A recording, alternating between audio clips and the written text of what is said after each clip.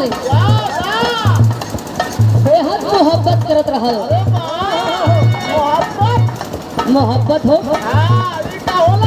ना जनता ज्यादा जन्मों मत करिया, बड़ा ही नुकसानदायक चीज है।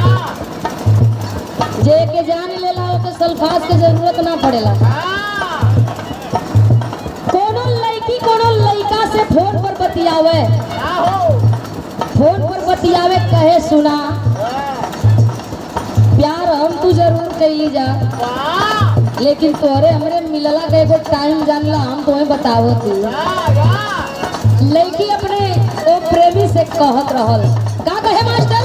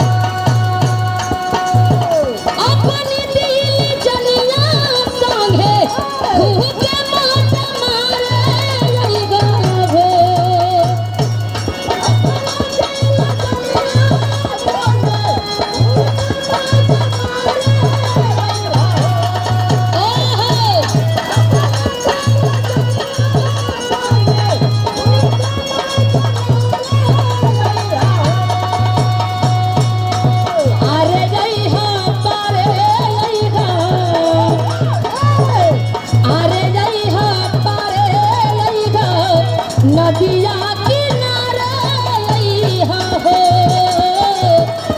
अरे लइहा पारे लइहा, नदिया किनारे लइहा हो।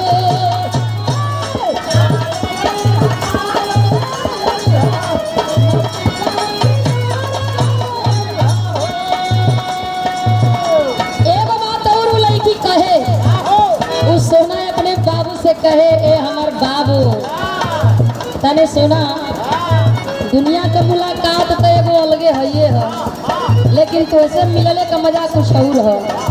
कहे का